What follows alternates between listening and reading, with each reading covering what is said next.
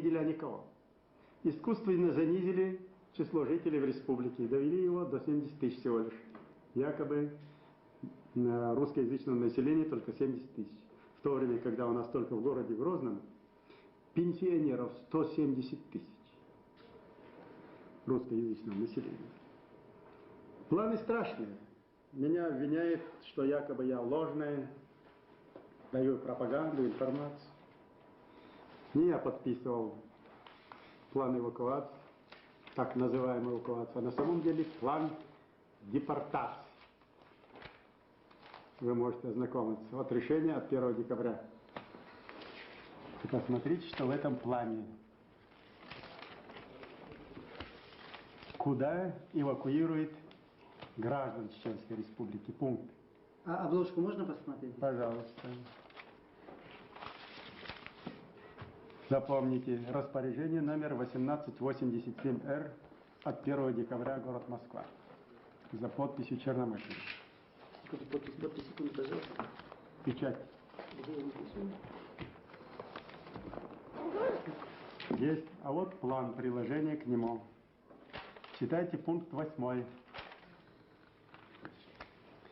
Организовать размещение на постоянное место жительства и трудоустройство беженцев.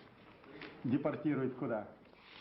Саратовскую, Волгоградскую, Астраханскую, Оренбургскую, Ульяновскую областей и эвакуированных под видом по эвакуации. Сперва ракетами, бомбами уничтожают здесь все, выталкиваются отсюда людей, это называется беженцы, их эвакуируют, а далее на постоянное место заселяют их туда. Вот очередной план. Это копия плана, все пункты взяты из плана депортации чеченского народа в 1944 году. Даже питьевую воду. А вот второй план. Это уже постановление правительства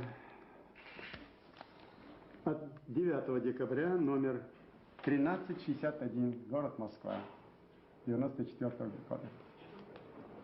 О некоторых мерах... А подпись можно? Да, там посмотреть. Пожалуйста.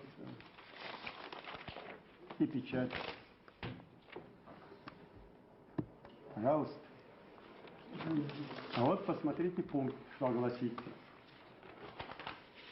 Под видом заботы восстановления нашей экономики. Вот посмотрите. Федеральной миграционной службе России, 24 пункт. В месячный срок определить потребность в создании на территории Чеченской Республики центров временного размещения беженцев.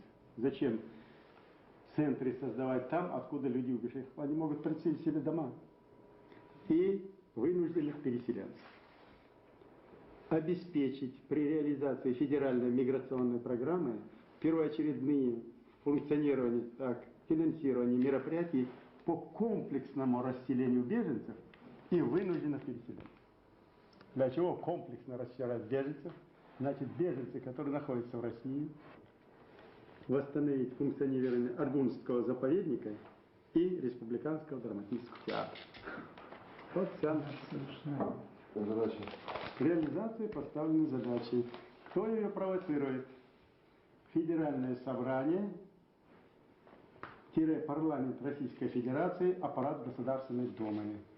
Этот пакет изъят у офицера ФСК, арестованного в период его доставки. Куда доставляют? Вот посмотрите.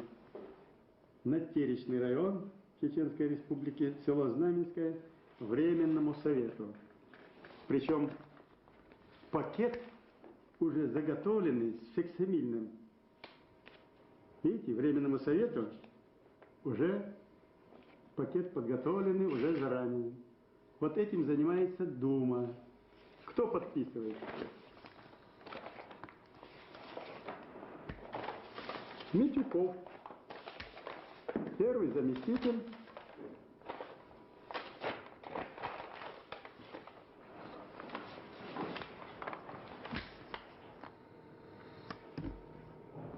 Парламента.